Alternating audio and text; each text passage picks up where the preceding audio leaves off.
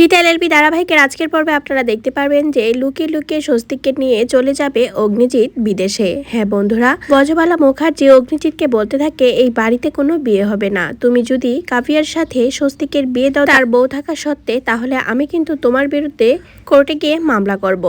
ব্রজমালা মুখার্জিকে অগ্নিজিৎ শাসাতে শুরু করে। সে বলে এই ড্রয়িং রুমে আমি আপনার সামনে বিয়ে দিব কাভিয়ার সাথে স্বস্তিকের, আপনি কিচ্ছু করতে পারবেন না।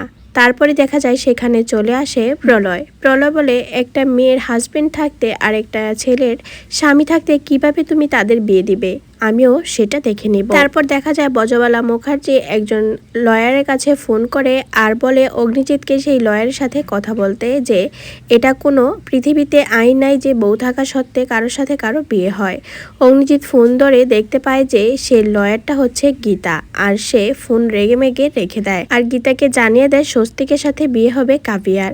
এদিকে কিরণকান্তি ব্যানার্জি ও বজন মিত্রের সাথে গীতার দেখা হলে তাদেরকে নানানভাবে কথা শুনিয়ে দেয় গীতা, আর বলে কি যেন বলেছিলে বালতির মেয়ে বদনা, কি এমন খেলা দেখালো তাহলে তোমাদেরকে বদনা। তাদেরকে নানানভাবে অপমান করলে বজন মিত্তির আর কিরণকান্তি ব্যানার্জি সে অপমান নিতে পারে না। কিরণকান্তি ফোন করে অগ্নিজিৎকে আর বলে তুমি যদি তোমার ছেলের সাথে আমার মেয়ের বিয়ে দিতে চাও তাহলে এক্ষুনি তোমার ছেলেকে নিয়ে দেশ থেকে অন্য দেশে চলে যাও, সমুদ্র বা পর্বত এলাকায় বেড়াতে যেতে পারো, আর সেখানে গিয়ে কাভিয়ার সাথে স্বস্তিকের বিয়ে হবে।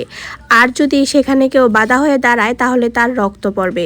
কিন্তু অগ্নিজিৎ বলে আমি কোনো খুন খারামিতে যেতে চাই না, আমি আদালতে বুঝবো। কিরণকান্তি বলে সেটা আর দেখা হয়ে গেছে, তোমার যেই মুরুদ আছে তুমি তাড়াতাড়ি অন্য কোথাও তোমার ছেলেকে নিয়ে চলে যাও। এদিকে স্বস্তিক গীতাকে বলতে থাকে আমি যে তোমাকে কতটা ভালোবাসি তা বোঝাতে পারবো না। বজন মিত্তির সবকিছু লুকিয়ে লুকিয়ে শুনতে থাকে। গীতাকে সে নানানভাবে তার ভালোবাসা প্রকাশ করতে থাকলে গীতা তার মুখে হাত দিয়ে দেয় আর বলে চুপ থাকো।